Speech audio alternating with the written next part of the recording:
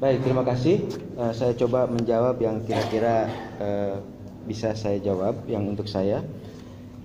Pertama tentang koruptor yang masih diberi kesempatan.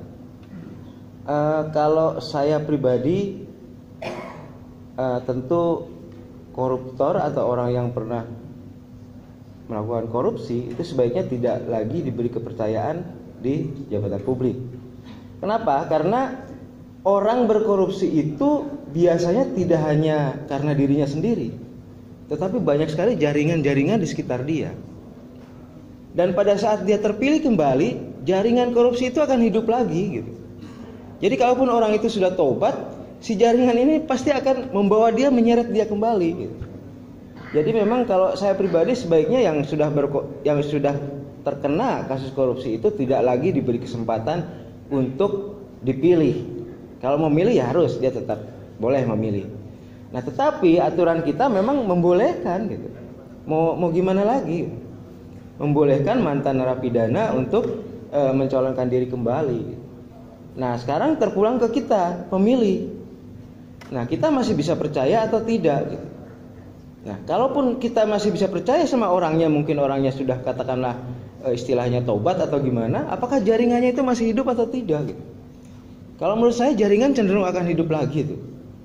Dan dia cenderung akan mengganggu lagi di sekitar itu.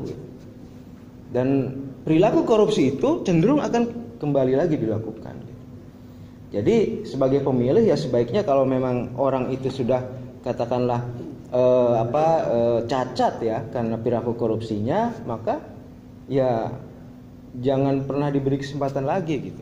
Nah, tetapi masalahnya adalah itu undang-undang masih membolehkan gitu ya. Kembali ke kita masing-masing sebenarnya kalau sudah seperti itu gitu. Dan inilah fungsi kita selain sebagai pemilih juga sebagai pemantau. Masyarakat itu bisa berfungsi sebagai pemantau, bisa juga berfungsi sebagai pihak-pihak yang memberi peringatan misalnya kepada calon pemilih lain dan seperti itu.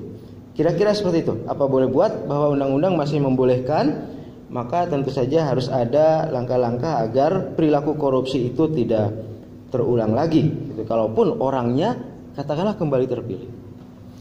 Kemudian ada tadi terkait dengan kampanye berbasis digital, mungkin ini ke Pak Ketua, tapi mungkin saya singgung sedikit. Saya kira kampanye berbasis digital itu sebenarnya untuk era sekarang lebih efektif ya, karena setiap orang sekarang sudah pegang gadget gitu.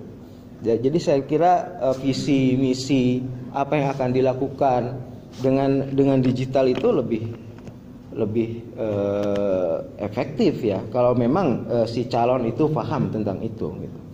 Kemudian tadi dari Pak Kadek ya, dari Bu Ayu tentang laporan dana kampanye. Laporan dana kampanye kalau tidak salah sih untuk DPR itu maksimal kalau dari perorangan 2,5 miliar. Jadi kalau ada sumbangan yang melebihi itu untuk perorangan di DPR, maka itu sudah melampaui aturan. Kemudian badan hukum itu 25 miliar. Untuk capres pun seperti itu. Perorangan 2,5 miliar, untuk badan hukum 2,5 miliar. Tetapi kecenderungannya ini ada perilaku oleh tim kampanye atau oleh siapa itu memecah-mecah sumbangan. Gitu, memecah sumbangan. Misalnya ada katakanlah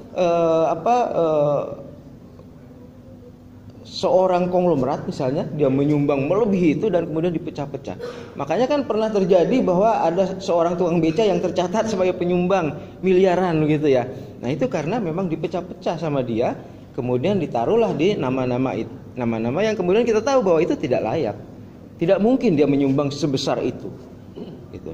Dan saya kira itu akan terulang lagi. Tetap akan terulang lagi.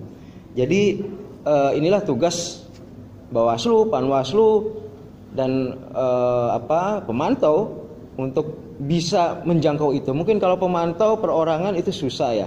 Tetapi saya kira Bawaslu sebagai badan negara harus bisa bahwa ini sebenarnya uangnya dari katakanlah si A gitu, tapi kemudian dipecah-pecah dan sehingga kemudian terlihat seperti memenuhi aturan gitu.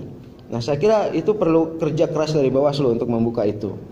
Kecurangan-kecurangan yang seperti itu. Ada juga penyumbang fiktif kan terkait dengan sumbangan yang dipecah-pecah itu. Kemudian pertanyaan lain, kampanye di tempat ibadah itu ya seharusnya tidak boleh sih ya. Di tempat ibadah itu ya tidak boleh dijadikan sebagai ajang kampanye gitu. Ya, cuman itu hal itu seringkali dilanggar gitu. Seperti waktu Pilkada DKI kan banyak sekali di masjid-masjid misalnya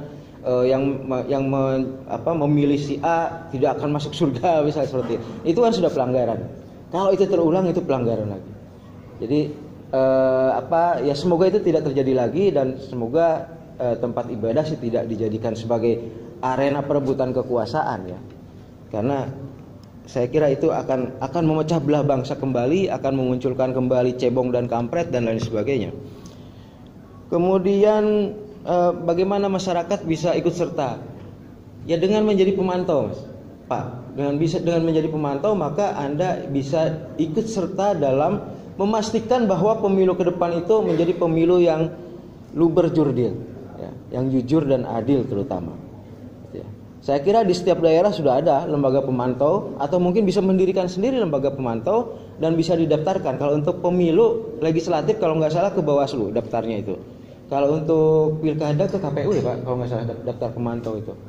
Nah itu dengan membuat lembaga pemantau atau ikut ke dalam satu lembaga pemantau, maka setiap rakyat Indonesia itu, setiap pemilih itu bisa ikut mengawasi oleh individu. Kemudian satu lagi mungkin yang bisa saya jawab terkait dengan bansos ya. Ya lucu memang ketika tidak terpilih kemudian bansosnya ditarik kembali gitu. Itu bagaimana ya?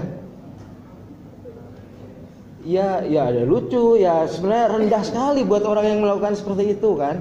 Dan saya kira kita bisa mengingat siapa sih orang yang melakukan itu. Kalau seandainya di pemilu 2024 dia ikut lagi, ya sudah tandai saja gitu bahwa orang seperti itu memang satu dia sudah melakukan pelanggaran, kedua dia sudah melakukan yang tidak terpuji, orang sumbangan sudah diberikan ditarik kembali gitu ya. Saya kira kita 2024 bukan pemilu pertama tetapi pemilu ke-6 di era reformasi dari tahun 99, 2004, 2014, 2019 dan ke-6 adalah 2024. Kalau menurut hitungan dari seorang ilmuwan politik itu pemilu ke-6 itu sudah pemilu yang demokrasi terkonsolidasi. Jadi sebenarnya demokrasinya sudah terkonsolidasi. Artinya apa? Kecurangan-kecurangan itu sudah tidak ada, pemilu sudah jauh lebih bersih dan nanti pejabat terpilih itu akan menjadi pejabat yang benar-benar membela kepentingan rakyat, bangsa dan negara. Kalau itu tidak terjadi berarti pemilu kita selama 6 kali ini gagal. Itu saja. Nanti terlihat setelah pemilu 2024. Apakah pejabatnya semakin membela kepentingan rakyat ataukah semakin jauh dari rakyat? Nah, kalau semakin jauh dari rakyat, maka 6 kali pemilu di era reformasi itu gagal sebenarnya. Dan hanya memunculkan orang-orang yang egois saja, memanfaatkan jabatannya hanya untuk kepentingan pribadi dan golongannya. Saya kira itu dari saya. Terima kasih.